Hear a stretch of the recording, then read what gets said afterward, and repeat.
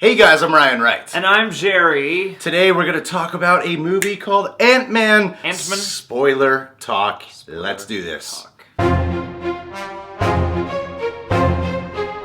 So the movie starts off, we take a flashback at S.H.I.E.L.D. I gotta say, Michael Douglas, young Michael Douglas. They did a good job with that. I thought Michael Douglas looked that good. I was like, wow, he's really aged well. Yeah, right. I really bought it. Then when they cut to him later, I was like, oh, this is what he really looks like. Okay.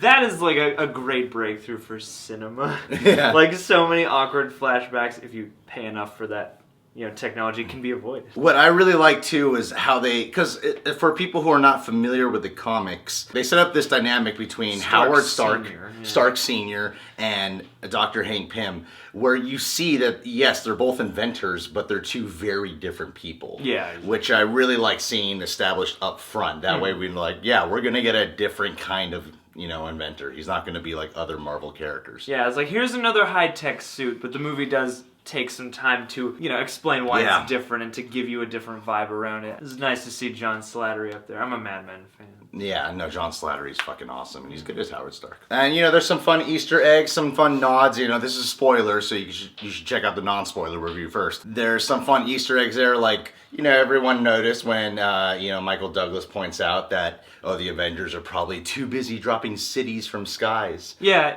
I feel like each time they do this, it gets a little less weird to me, because, it's like, he threw that out as an aside, like, the Avengers are probably too busy. I'm like, okay, like, it's starting to feel like a universe, where it's just these things are commonplace now, like, it's getting there, and I thought that was fun. I like all their Avengers tie-ins, like, it actually fit in this world, because the movie had a sort of self-aware sense of humor. Having that self-awareness and throwing them into the mix of the Avengers world was actually a nice delight. Prior to them, like you were saying, they tend to have been distracting or shoehorned. This one, I thought it blended perfectly. I'm almost there with you. Like, damn you. I think it's gonna take me a little time, but this was the most, I feel, natural tying the Avengers in and mentioning the Avengers and just alluding to their existence. Like, this was the one so far that felt probably the most natural to me without making Hawkeye a supporting character, But even when Michael Douglas is like, this isn't the Iron Man suit, this isn't he was like playing the Iron Man suit.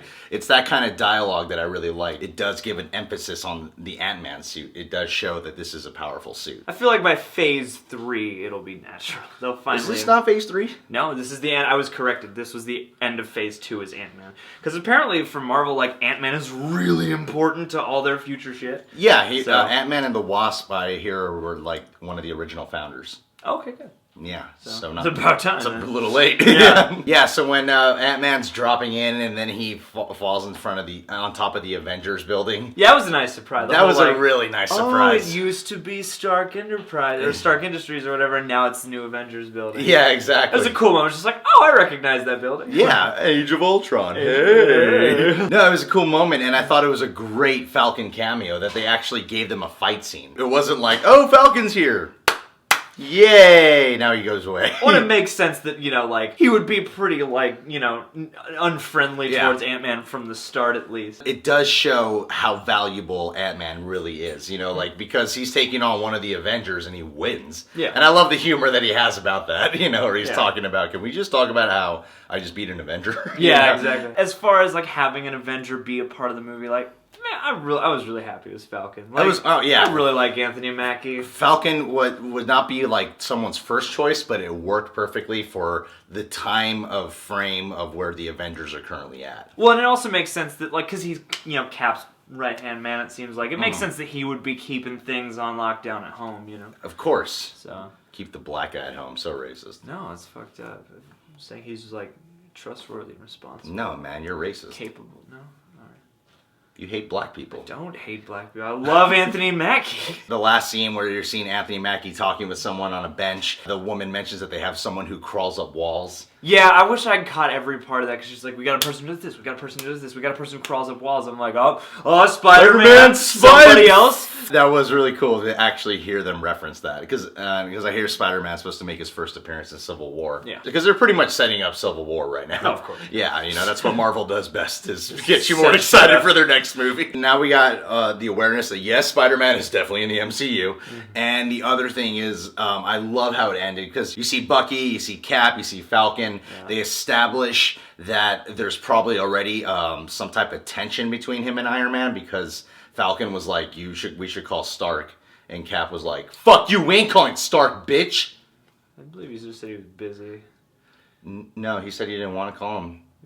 He said he deleted him off Facebook. Yeah, I'm not talking to Tony right now, yeah. Okay? He said some really shitty things at my last party. The last moment, Falcon's like, I know someone who we can contact or call, whatever. Ant-Man will return! That was cool. That was cool. Knowing that Ant-Man's gonna... Because I heard that he'll be in Civil War. Yeah. And I like when Marvel kind of gives you like these confirmations of what's going on. The mid-credit scene with the Wasp. Yeah.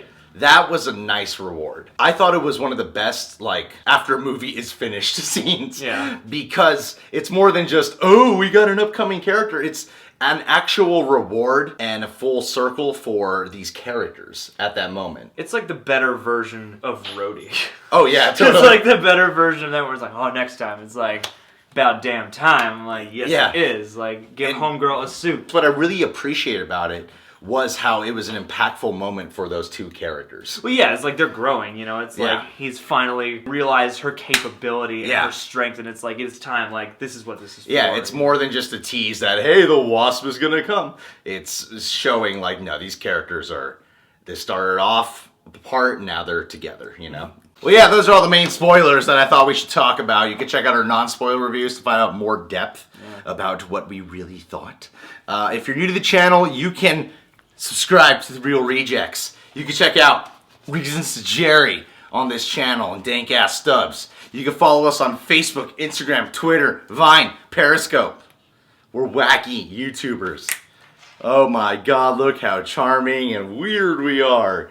It's like when the camera's rolling, they're just willing to be themselves. Childlike, millions of views, viral video cats.